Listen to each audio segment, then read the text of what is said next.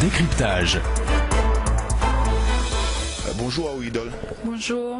J'ai envie de vous demander dans quel état d'esprit êtes-vous après cette mobilisation d'aujourd'hui? Ça fait très plaisir d'avoir autant de gens qui soutiennent la cause de nos proches et je peux dire que ce soir, c'est pas qu'on dormira léger, mais on va dormir content de savoir qu'il y a autant de monde qui nous soutient. C'est vrai que beaucoup de personnes, et puis on sent qu'il y a une communauté française, on va dire, et même internationale, qui défend et soutient la cause de ces privés de liberté. Oui, aujourd'hui on avait des gens qui venus de partout dans le monde, qui soutiennent et ça fait vraiment plaisir de voir qu'il y a autant de gens qui s'identifient d'abord à nous les familles parce que n'importe qui peut avoir son proche dans cette situation et aussi aux otages parce qu'on peut nous-mêmes être à la place de ces otages, donc ça fait plaisir.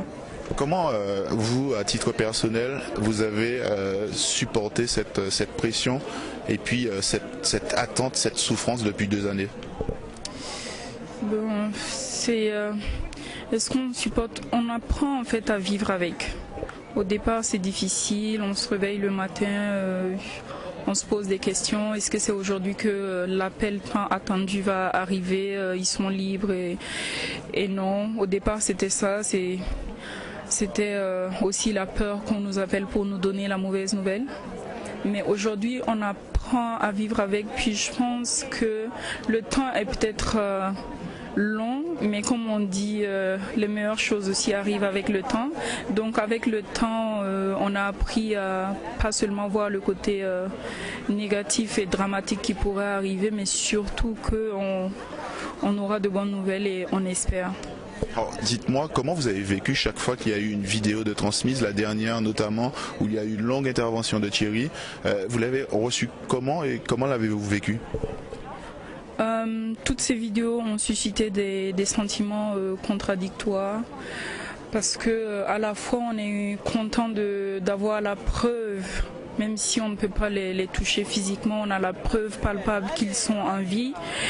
Et à la fois, ça nous fait mal de les voir passer comme ça dans des vidéos et qu'on n'arrive pas à communiquer avec eux, qu'on ne les touche pas. Et ces vidéos, c'est 50-50. On ne sait pas, ça fait plaisir et à la fois ça fait mal. La dernière vidéo, il y a eu des messages. C'est vrai que Thierry demandait à l'ensemble des familles de rester solidaires et au peuple de se mobiliser. Vous l'avez reconnu dans ce type de message? Absolument, absolument. Quand je l'ai vu, j'ai reconnu Thierry. Il a effacé une de mes craintes qui était qu'est-ce qu'il est devenu après 2 ans de détention? Est-ce que psychologiquement il n'est pas devenu un autre? Mais non, je l'ai reconnu et Thierry s'affirme encore plus dans l'adversité. Et en écoutant ce message, j'ai vu le Thierry qui pense d'abord aux autres avant de penser à lui. Et ça fait plaisir. On dit que les négociations sont en cours, ça on le sait, et qu'elles vont se poursuivre. Est-ce que vous vivez tout près du téléphone ou alors vous vous dites il faut laisser faire les négociateurs? Les deux. On vit à côté du téléphone, comme je disais tout à l'heure, ça fait 2 ans, on se réveille les matins en se disant c'est peut-être aujourd'hui l'appel ultime qu'on va recevoir, nous dire qu'ils sont libres et en même temps on a envie de laisser faire les négociations parce que j'ai eu la chance d'avoir 2 cultures autant africaines que européennes, donc j'ai la confiance que voilà, ils vont faire le nécessaire. Puis personne n'a intérêt à laisser les otages là-bas. Donc aujourd'hui, c'est les deux. Est-ce que c'est important cette solidarité familiale? Les familles des otages sont soudées. Ça, c'est important de rester unis et de pouvoir avancer, d'avoir des nouvelles des uns des autres pour garder le courage, le moral. Aujourd'hui, je dirais que ma famille s'est agrandie. D'ailleurs, le grand-père de Pierre Legrand, qui est détenu aussi otage avec Thierry, est comme un père pour moi, qui m'inspire beaucoup, qui me soutient énormément. Peut-être je parle de lui, mais je parle aussi des autres membres des autres familles qui me soutiennent. C'est quelqu'un qui m'inspire énormément, puis malgré ce qu'on vit, c'est une personne qui se donne le temps de me rassurer et puis de nous redonner le courage quand on commence à fléchir. Justement, oui, dans cette adversité, est-ce que vous avez trouvé des sources, vous avez pu s'épuiser dans des ressources que vous n'imaginiez pas pour pouvoir tenir le coup et garder cette espèce d'espoir de voir Thierry revenir? Oui, je dirais, parce que ça fait 2 ans. J'aurais pas imaginé le jour où on m'a annoncé l'enlèvement que j'allais tenir 2 ans. Alors si je suis là, c'est parce que, en effet, j'ai puisé dans quelque chose, notamment dans les prières et aussi les contacts qu'on a régulièrement avec les personnes ressources.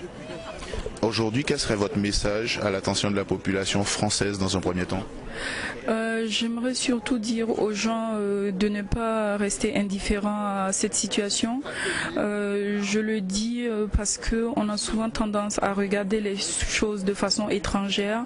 On se dit ça c'est les autres, ça peut pas m'arriver à moi, alors que c'est tout à fait l'inverse. Ce qui arrive aux autres peut nous arriver à nous. J'aurais jamais pensé que je serais dans une situation d'enlèvement. J'ai toujours regardé des enlèvements à la télé, des questions de rançon, puis le scénario de ma vie que j'ai écrit depuis 2 ans est pour moi digne d'un film que j'aurais pas imaginé se passer en vrai.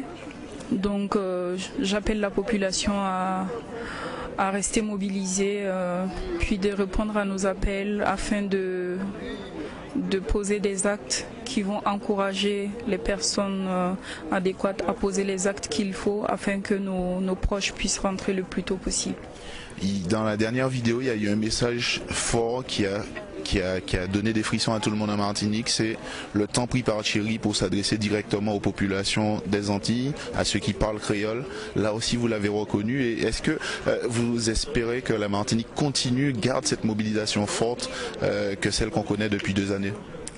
Oui, tout à l'heure on parlait de sources dans lesquelles je puise pour rester forte, et je peux dire qu'aujourd'hui la Martinique et les Antilles tout entières font partie de cette source, et je dis sincèrement merci. Comme on dit chez nous, je ne pourrai jamais assez dire merci à la population antillaise pour tout le soutien qui a été mobilisé pour Thierry et qui se fait toujours. Moi je dis merci, je dis aussi de rester mobilisé, mais qu'on soit modéré dans nos actions, qu'on les pose en concertation avec les désirs des familles, parce qu'il ne faut pas oublier que Thierry est certes des Antilles, mais aussi sa vie est liée à la vie des 3 autres otages. Donc tous les actes qu'on pose aujourd'hui auront des répercussions pour les autres otages, et l'inverse aussi. Donc tous les actes qu'on va faire, qu'on les fasse avec modération, et qu'on n'oublie pas que Thierry il est avec 3 autres captifs, et ils sont, je pourrais dire, aujourd'hui leur seule famille dans le désert. Ah oui, en vous écoutant, on sent une femme déterminée qui garde la foi et qui garde confiance en l'avenir. Oui, je garde la foi et c'est comme je disais au début, on se disait plutôt qu'on va nous appeler pour nous annoncer la nouvelle qu'on ne veut pas entendre. On avait plus peur de recevoir un appel parce que voilà, on se dit que ça va être une nouvelle à laquelle une nouvelle qu'on ne veut pas entendre. Mais avec le temps, ces craintes sont toujours là, mais la détermination a pris place et on veut mettre les moyens nécessaires pour obtenir la libération des otages. Moi, je vous dis merci. Merci à tous ceux qui ont soutenu malgré l'incompréhension du silence qu'on a adopté. Merci de rester constant dans votre soutien. Merci d'être là et merci de répondre aussi aux appels qui vont venir. S'il y a appel. Merci. Merci bien. Merci beaucoup. Merci d'avoir répondu à nos questions.